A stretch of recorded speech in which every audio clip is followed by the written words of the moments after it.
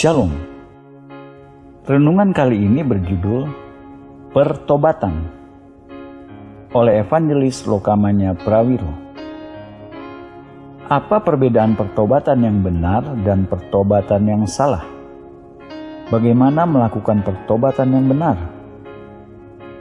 Ketika Rasul Paulus berada di Efesus, Turki, ia mengajar doktrin Kristen selama 2 tahun di sekolah Tiranus. Dalam kitab Kisah Para Rasul pasal 19 ditulis, ia mengajar setiap pagi dan sore seminggu penuh. Ia mengajar firman Allah di sana sampai akhirnya nama Yesus dan ajaran Alkitab dikenal dan didengar di seluruh Asia. Karena Paulus percaya bahwa firman Allah perlu diajarkan, ia percaya bahwa orang-orang membutuhkan suatu fondasi sebagai dasar untuk membangun hidup mereka. Khususnya orang-orang yang sudah diselamatkan dari penyembahan berhala atau pagan.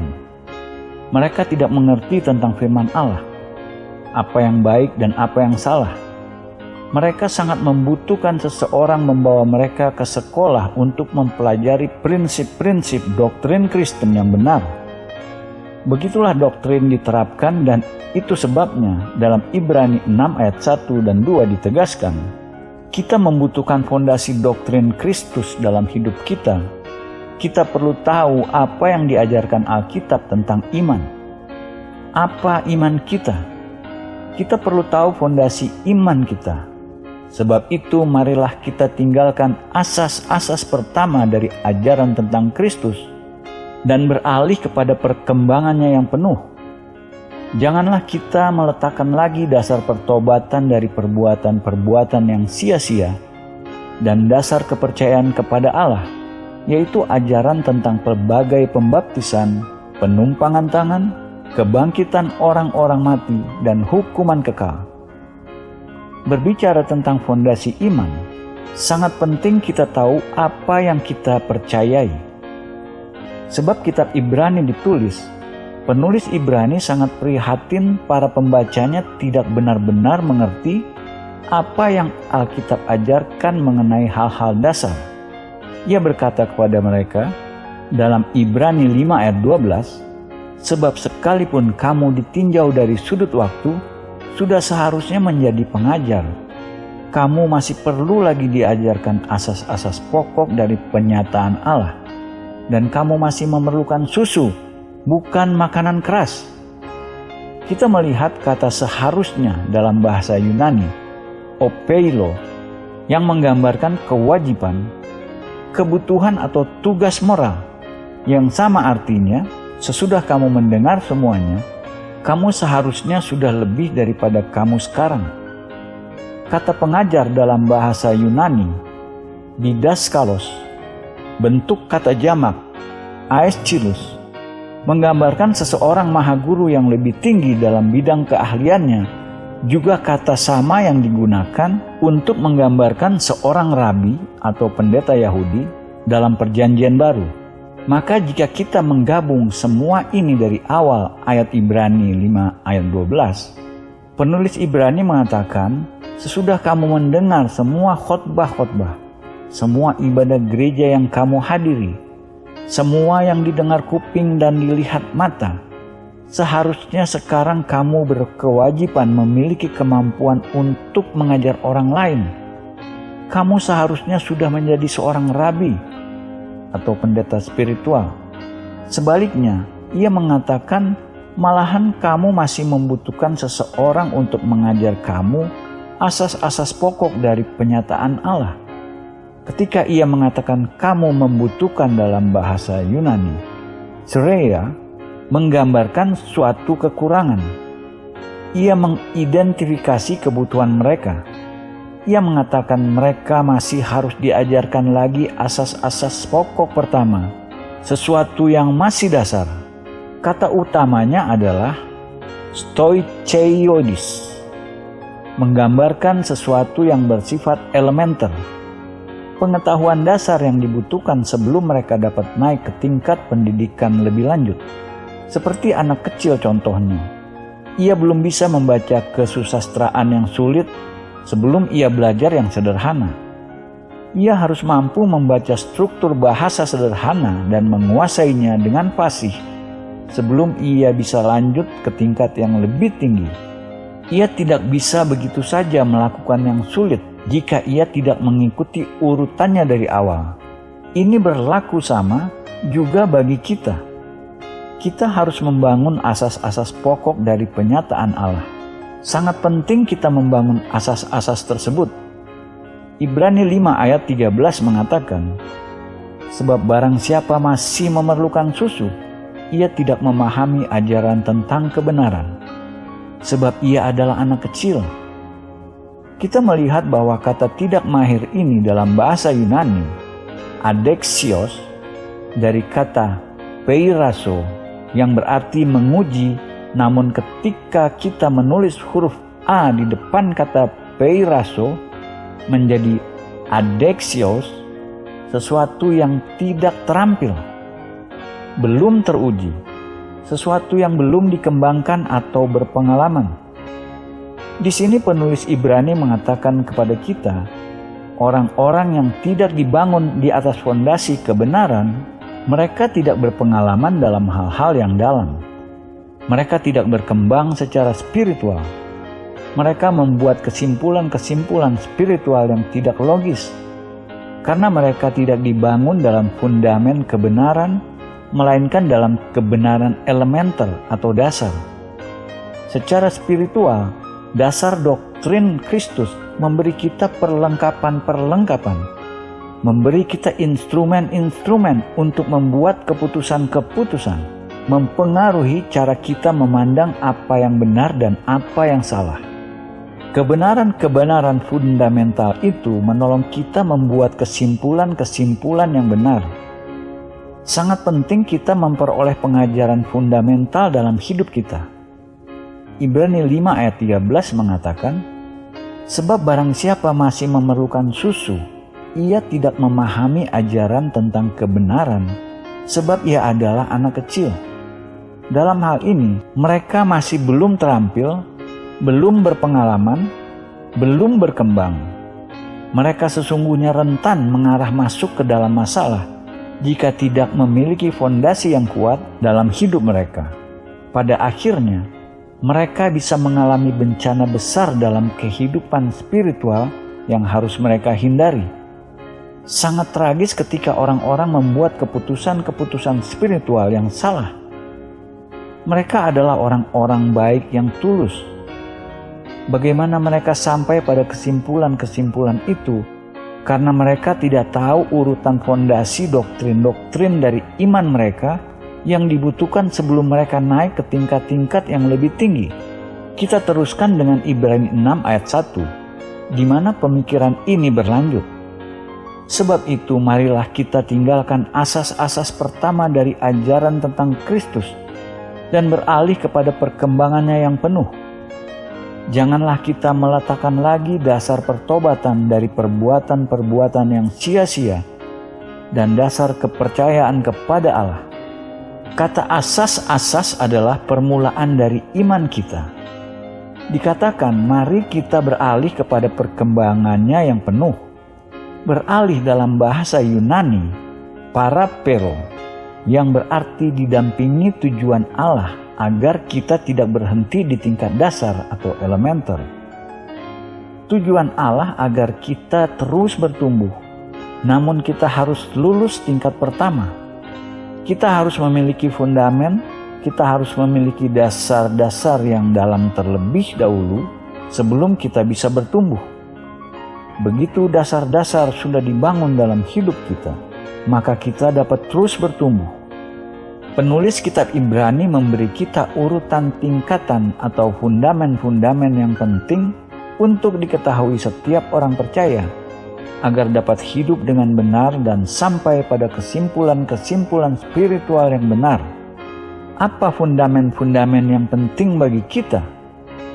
Ia katakan, janganlah kita meletakkan lagi dasar pertobatan dari perbuatan-perbuatan yang sia-sia. Jadi yang pertama kita harus mengerti adalah apa yang Alkitab katakan tentang pertobatan. Apakah kita benar-benar mengerti apa itu pertobatan? Kita akan heran melihat begitu banyak orang yang tidak mengerti apa arti kata bertobat.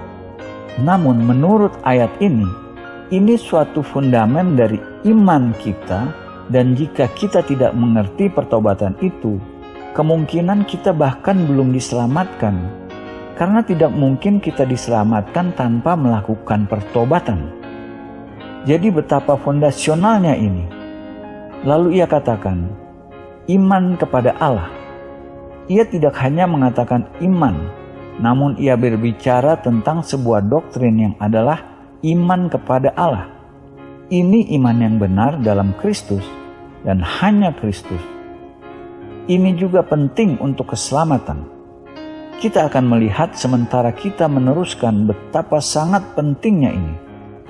Lalu dalam Ibrani 6 ayat 2, ia katakan, aku memiliki doktrin tentang pelbagai pembaptisan. Perhatikan sifat jamak dari kata pelbagai. Bukan hanya suatu pembaptisan, namun pelbagai pembaptisan. Jadi menurut ayat ini ada lebih dari satu pembaptisan dalam perjanjian baru. Dan menurut Ibrani 6 ayat 1-2, penting bagi kita sebagai orang percaya untuk mengetahui doktrin pelbagai pembaptisan. Ada sesuatu tentang doktrin ini yang fondasional terhadap semuanya yang lain dalam kehidupan Kristen kita. Dan kita perlu mengerti apa doktrin pelbagai pembaptisan. Lalu ia katakan ada doktrin penumpangan tangan. Kita mungkin berpikir kita sudah mengetahui itu, yakni penumpangan tangan atas orang-orang. Namun dalam ayat ini Alkitab mengatakan doktrin penumpangan tangan ini bagian dari doktrin keseluruhan yang lengkap, inti dari iman.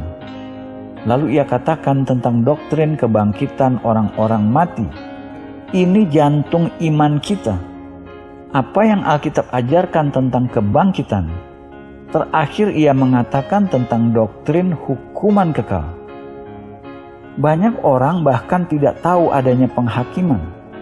Mereka berpikir karena mereka dalam Kristus, penghakiman sudah selesai, padahal penghakiman tidak pernah selesai. Penghakiman adalah suatu kenyataan yang menunggu kita semua. Kita yang mengenal Kristus akan diadili di hadapan pengadilan Kristus. Mereka yang tidak diselamatkan akan diadili di hadapan pengadilan tahta putih besar. Itu bukan penghakiman kita. Kita yang dalam Kristus akan diadili pengadilan Kristus. Alkitab sangat jelas bahwa kita semua akan memberi pertanggungjawaban apa yang kita lakukan dalam hidup ini dalam tubuh. Alkitab katakan perbuatan baik atau tidak baik harus dipertanggungjawabkan kelak. Ini sangat penting untuk dimengerti. Jadi kita bisa lihat ini adalah doktrin-doktrin vital. Ini fondasi-fondasi vital terhadap iman kita.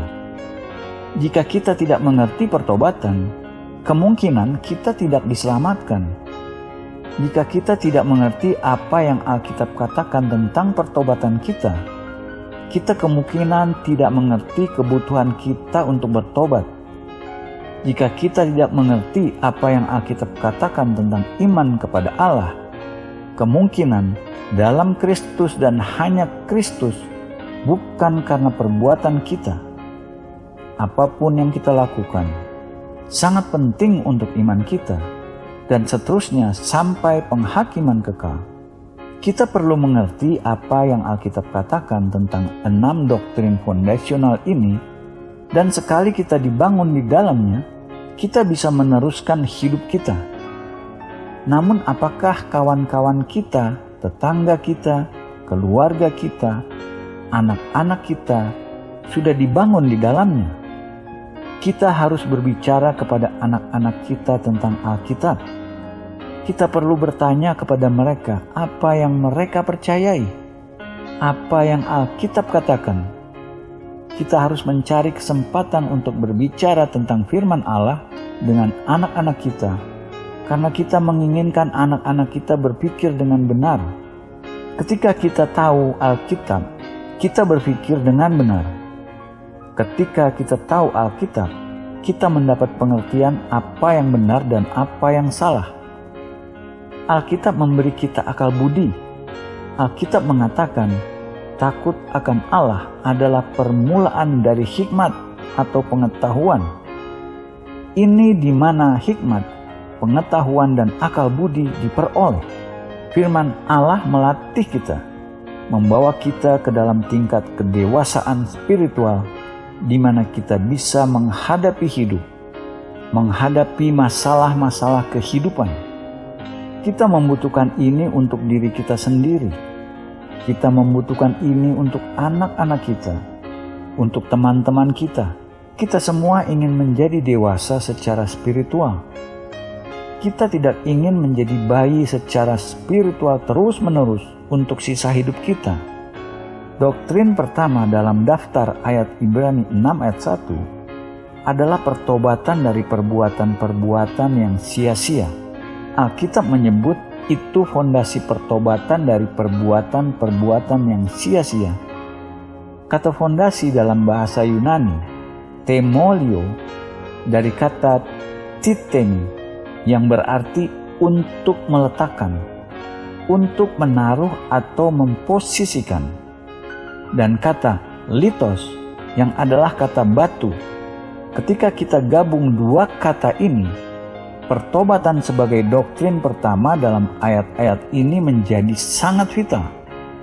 Begitu maha pentingnya dalam hidup kita, sehingga harus dibuat batu.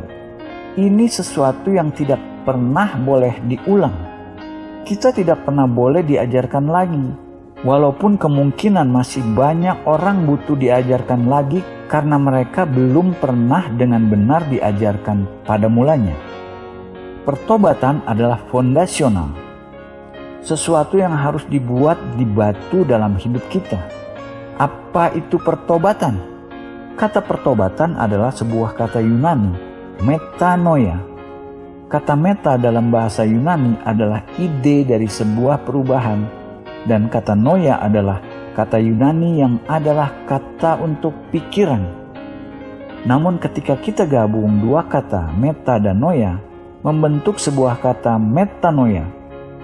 Kata metanoia menggambarkan suatu perubahan pikiran, suatu pertukaran lengkap, suatu perputaran, suatu perubahan perilaku, suatu arah baru, suatu perubahan pandangan lengkap terhadap hidup dan perilaku, atau suatu keputusan untuk percaya, berpikir, dan bertindak dengan cara berbeda. Dalam kata pertobatan ini, tidak ada satupun unsur emosi. Kata pertobatan adalah intelektual, suatu keputusan untuk berpikir dengan cara beda, untuk percaya beda, suatu perubahan dalam percaya, suatu perubahan dalam berpikir yang menghasilkan suatu perubahan dalam perilaku. Ini bukan seseorang yang hanya mengatakan ia mau berubah, namun ini seseorang yang memutuskan menjadi beda. Ia memutuskan untuk beralih dan berubah. Ia bertobat dan menghasilkan buah-buah pertobatan atau perubahan gaya hidup yang membuktikan bahwa pertobatannya tulus. Itu adalah apa yang disebut pertobatan. Suatu keputusan, dan itu sebabnya banyak pelayanan-pelayanan evangelis dan gereja-gereja mencatat berapa banyak keputusan-keputusan terjadi di atas altar. Suatu keputusan yang kita maksud adalah seseorang yang berdoa untuk menerima Kristus. Ia diselamatkan, namun sering dicatat sebagai sebuah keputusan untuk Kristus. Karena kata bertobat nyatanya berarti membuat keputusan. Banyak orang berpikir mereka sudah bertobat dan padahal belum. Contohnya dalam Matius 27 ayat 3, di mana Alkitab berbicara tentang Yudas Iskariot.